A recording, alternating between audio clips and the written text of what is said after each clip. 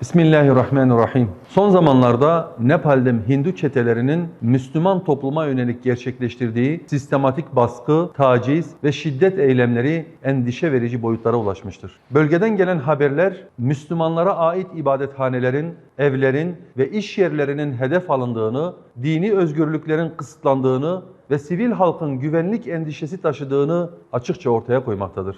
İnsan haklarını ve inanç hürriyetini hiçe sayan bu hukuk dışı uygulamalar son yıllarda kritik bir noktaya ulaşmıştır. Nepal hükümetinin yaşanan bu zulme ve nefret suçlarına karşı kayıtsız kalması kabul edilemez. Devletin temel görevi dini kimliği ne olursa olsun tüm vatandaşların can ve mal güvenliğini teminat altına almaktır.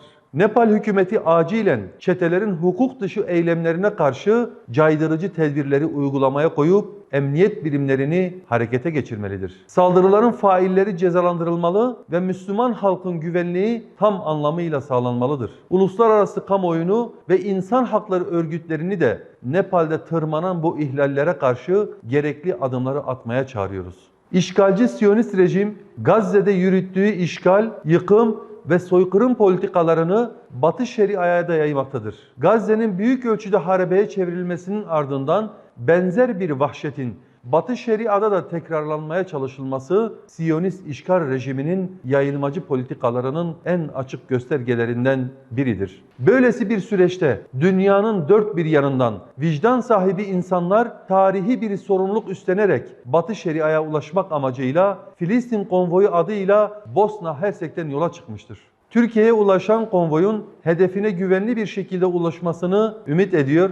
Yetkilileri de konvoyun geçişi sürecinde ve yapılacak programlarda gerekli kolaylığı sağlamaya davet ediyoruz. Daha önce Siyonistlerin Sumut filosuna yönelik gerçekleştirdiği saldırılara engel olamayan bölge ülkeleri Filistin konvoyunu resmi koruma altına aldıklarını duyurmalıdır. Siyonist rejimin bu insani konvoya yönelik muhtemel bir saldırı veya müdahalesine karşı bölge ülkeleri sahada fiili ve kararlı cevap vereceklerini net bir dille ilan etmelidir. Türkiye bu kritik süreçte öncü bir rol üstlenmelidir. Türkiye hem diplomatik girişimlere liderlik etmeli hem de konvoyun güvenli bir şekilde hedefine ulaşması için bölge ülkelerini harekete geçirecek somut adımlar atmalıdır. Suudi Arabistan'ın yıllardır Yemen halkına uyguladığı ağır abluka, gıda, ilaç ve en temel insani yardımları engellemesi ne yazık ki ülkeyi büyük bir insani felakete sürüklemiştir. Ensarullah hareketinin ablukaya karşı abluka kararı ise bölgedeki gerilimi daha da yükseltmiştir. Ancak asıl krizin kaynağı olan ablukayı görmezden gelen ülkelerin Amerika emperyalizmiyle aynı safta hizalanarak Yemen'e karşı yeni bir koalisyon kurmaya kalkışması kabul edilemez. Amerika'nın bölgedeki kirli planlarına katkı sağlayacak bu tutum, bölgemizde huzursuzluğun ve istikrarsızlığın ana sebebi olmaya devam etmektedir. Bu kapsamda Amerika destekli bölgesel deniz koalisyonuna Türkiye'nin de katılması stratejik açıdan değerlendirilmesi gereken bir husustur. Türkiye'nin bu ittifakın bir parçası olmak yerine bölgesel krizlerde öteden beri sürdürdüğü dengeli ve birleştirici arabuluculuk konumunu koruması çok daha kıymetlidir. Ankara, askeri bloklaşmaların içinde yer almak yerine tarafları masada buluşturacak diplomatik bir yaklaşımı öne çıkarmalıdır.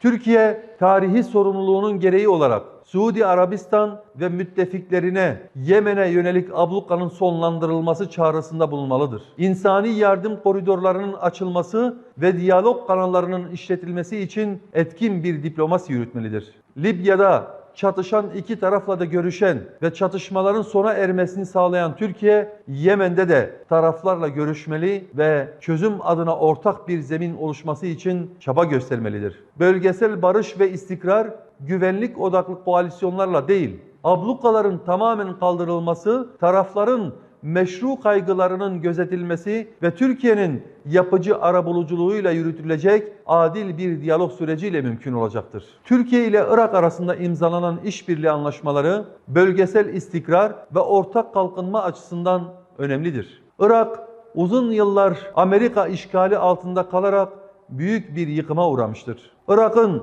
hala arzulanan ekonomik ve siyasi istikrara kavuşamamasının temel nedenlerinden biri Amerika'nın ülkedeki varlığını ve örtülü işgalci nüfuzunu halen sürdürüyor olmasıdır. Son dönemde İran'a yönelik yapılan saldırılarda da açıkça görüldüğü üzere Amerika'nın bölgedeki askeri varlığı ve müdahaleleri bölgedeki huzursuzluğun, kaosun ve güvensizliğin ana kaynağıdır. Bölge halklarının huzuru dış güçlerin vesayetine değil, bölge devletlerinin kendi aralarındaki dayanışmaya bağlıdır. Bu doğrultuda Türkiye ve Irak arasındaki ekonomik, siyasi ve askeri işbirlikleri artırılmalı, iki ülke arasındaki ortaklık tüm bölge ülkelerini kapsayacak geniş bir ittifaka dönüştürülmelidir. Bölge ülkeleri kendi güvenliklerini ve ekonomik bağımsızlıklarını korumak adına emperyalist odaklara karşı birbirleriyle güçlü ittifaklar kurmak zorundadır.